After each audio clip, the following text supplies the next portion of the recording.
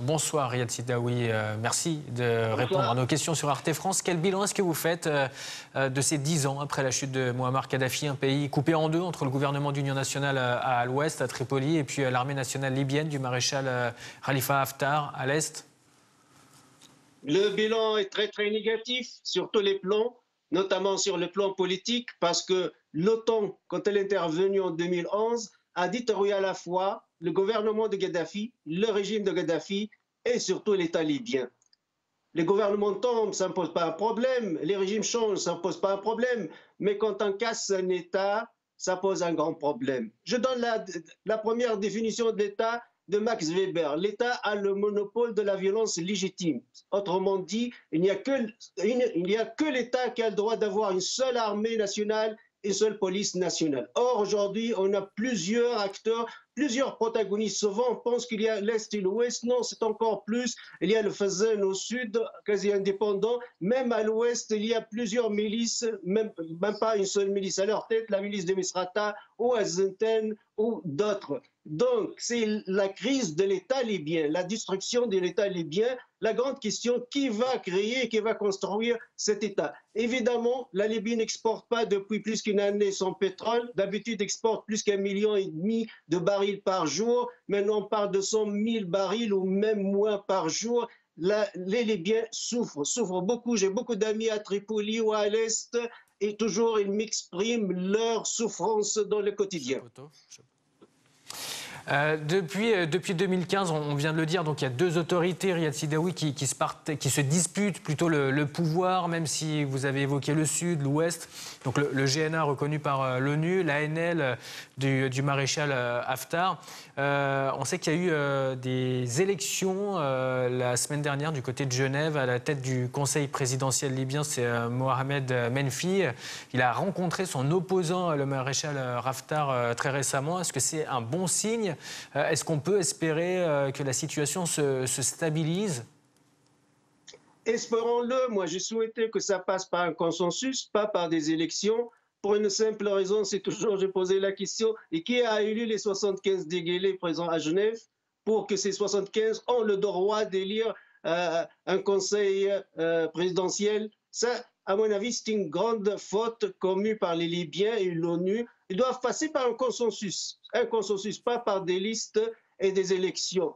Et aussi, les élections en Libye ont plusieurs obstacles, parce qu'il y a eu des élections en juin 2014. Les islamistes ont perdu les élections, les résultats étaient négatifs pour eux, donc ils n'ont pas reconnu les résultats. Donc on a eu deux parlements, un à Tripoli, l'autre à Tobruk, à l'ouest, à l'est.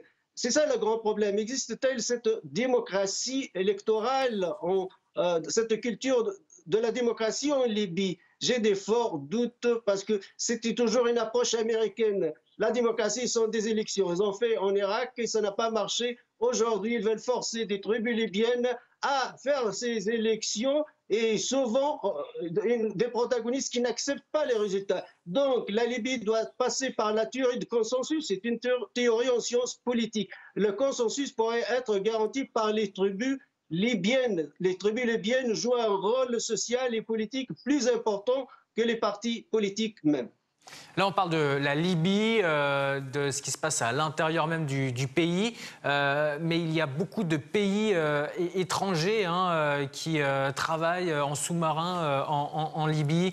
On parle d'un grand jeu géopolitique mondial. Qu'est-ce qui s'y passe en Libye? Pourquoi ce pays est-il si stratégique? On sait qu'il y a évidemment la France, il y a eu l'Italie, il y a la Turquie, les États-Unis, la Russie, les Émirats arabes unis, même l'Égypte qui s'intéressent à ce pays, même l'Arabie saoudite.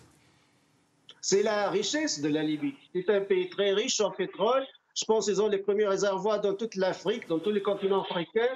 Donc cette richesse attire évidemment tout le monde, en pensant qu'avoir une partie du gâteau libyen. Et nous savons bien que les ingérences étrangères en Libye, qui sont très fortes et multiples, ont empêché une solution pacifique et politique et durable entre les Libyens.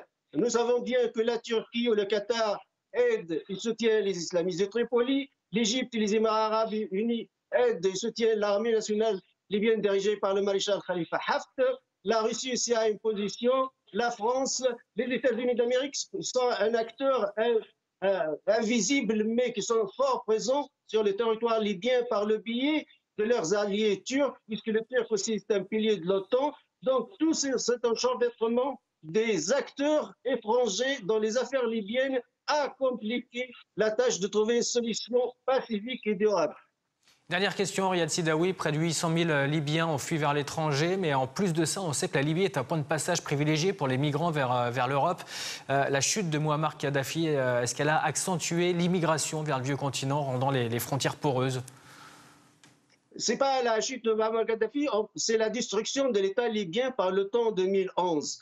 L'absence de l'État, ça veut dire qu'il n'y a plus de police nationale homogène, ni cette armée nationale homogène qui sécurise les pays de l'Est à l'Ouest et du Nord au Sud, a créé un grand vide des brèches, d'où l'immigration clandestine africaine et surtout les terrorismes. La Libye est devenue un foyer des terroristes, que ce soit de Daesh, que ce soit de Al-Qaïda, à Derna.